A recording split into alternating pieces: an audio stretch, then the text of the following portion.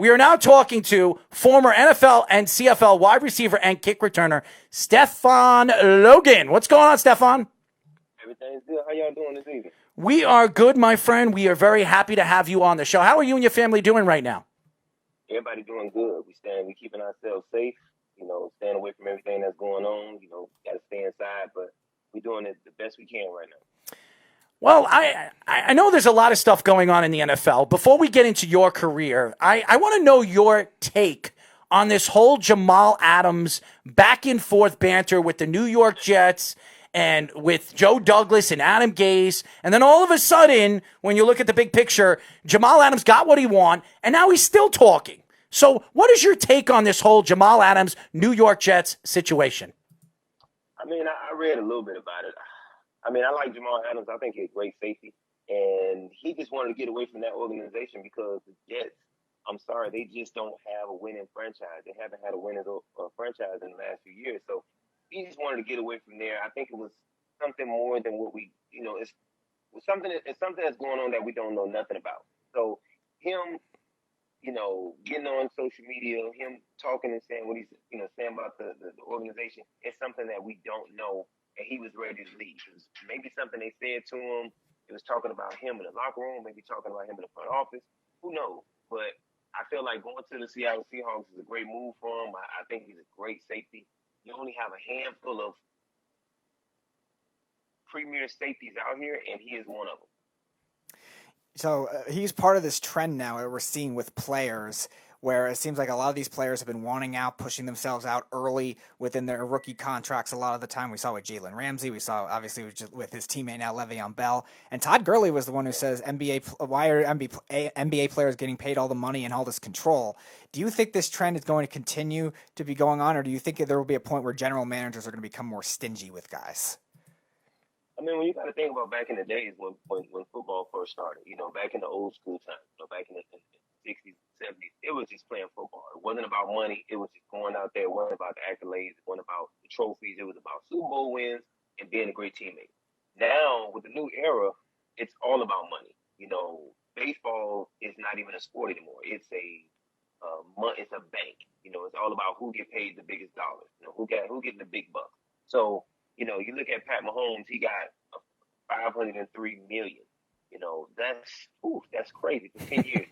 So, just looking at this new era with these new guys, I mean, they're not worrying about being a teammate. They're not worrying about playing football. They just worry about how much money they can make, who got the biggest contract, and and that's pretty much it. So, with a lot that's going on right now with these players, they're not worried about winning a Super Bowl. They don't care nothing about that. If you go to the Patriots, you're going to win a Super Bowl. If you go to the Steelers, you're going to, contend for a playoff role or playoff run. Now it's, what can you do for me now? And it's all about the money now. It's not about playing football anymore.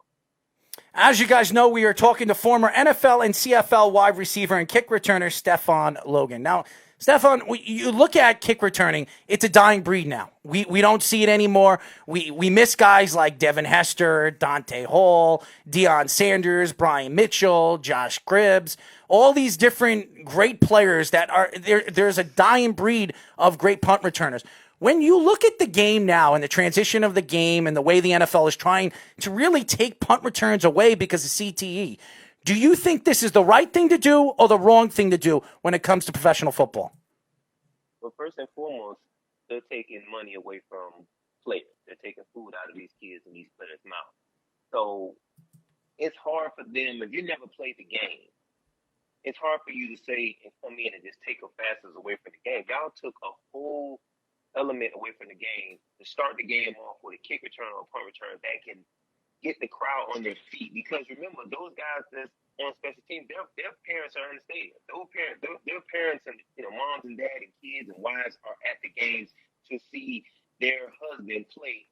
And if you just play special teams, that's all you're going to see. You're not starting on offense, you're not starting on defense. So you just a special teamer. That's what they call us, teamers. Mm-hmm. So it's hard that Goodell came in and he just took it away from the game. And I understand because it happened to me my last year when I was playing. When I came in, I went from, 60-something returns to like a half to 30%. So that's taking money out of our mouth, taking money away from the people, from the players, the fans, the players, and I don't like it.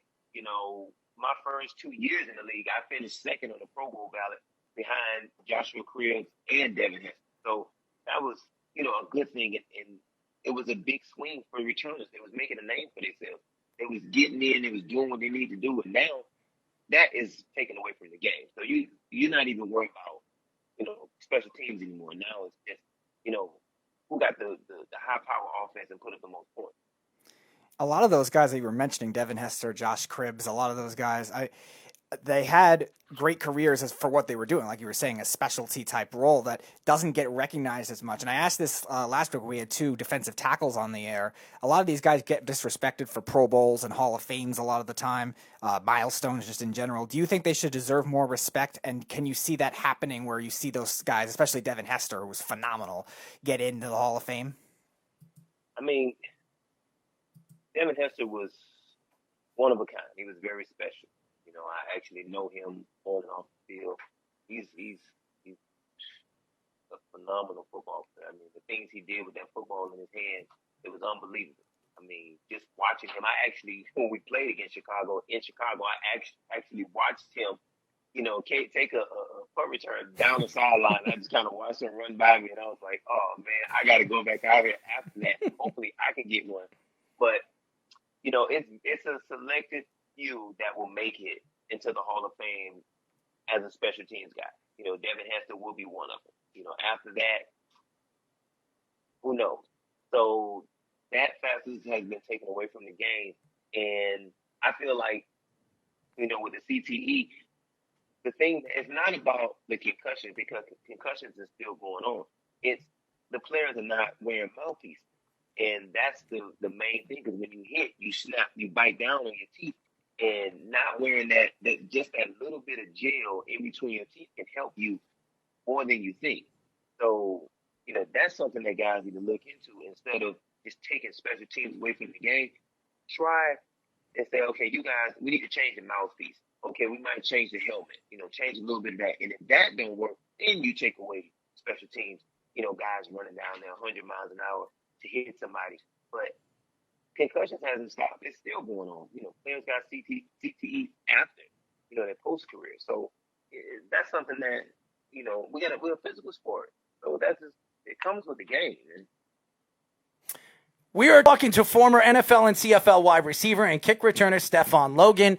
Stefan, you look at your career. You played most of your career in the NFL in Detroit.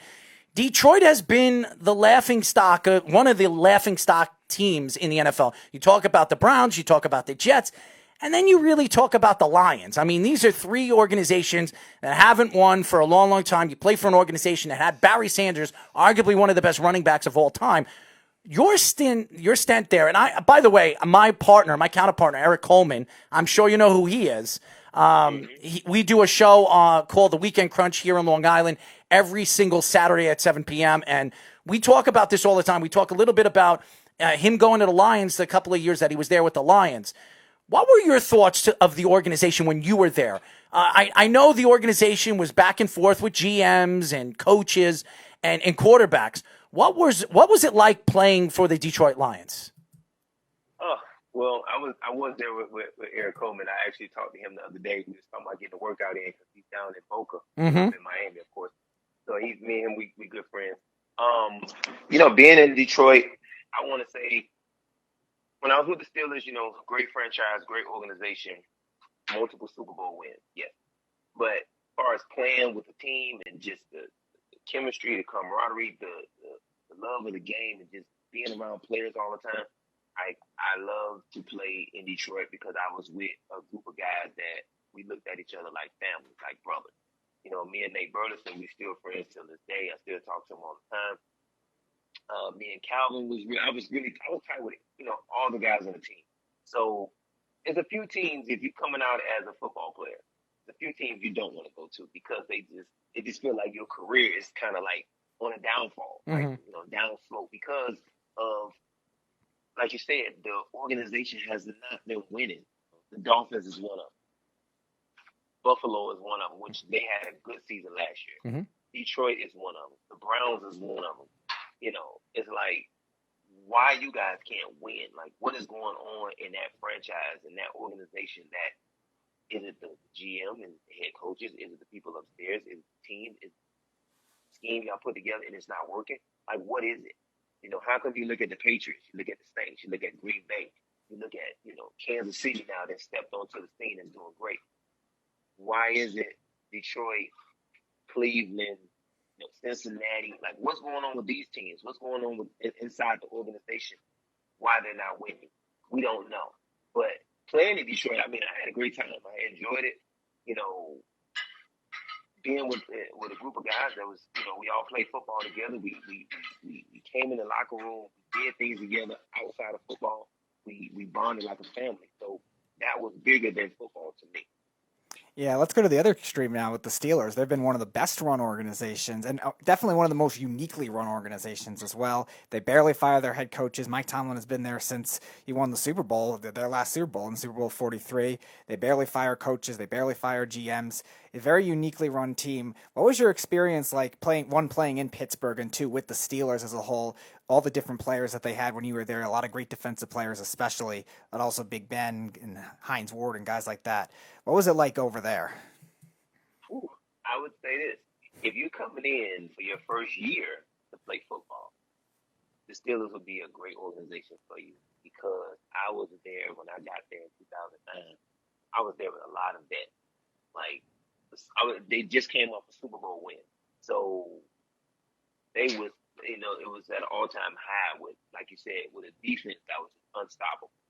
And I got a chance to share the field with, plenty of Hall of Fame guys. And Mike Tomlin, I can't say enough about Mike Tomlin. He was a great, he is a great head coach. We doing the meetings. He is a player's coach. He will let you know, some things that James Harrison, Troy Polamalu, Hines Ward, Ben Roethlisberger, those guys, some of the things that they do, you can't do if you're a rookie or you're a no-name guy. If you miss a practice and they find you, he said, if you're not making money like this guy here, then don't do it.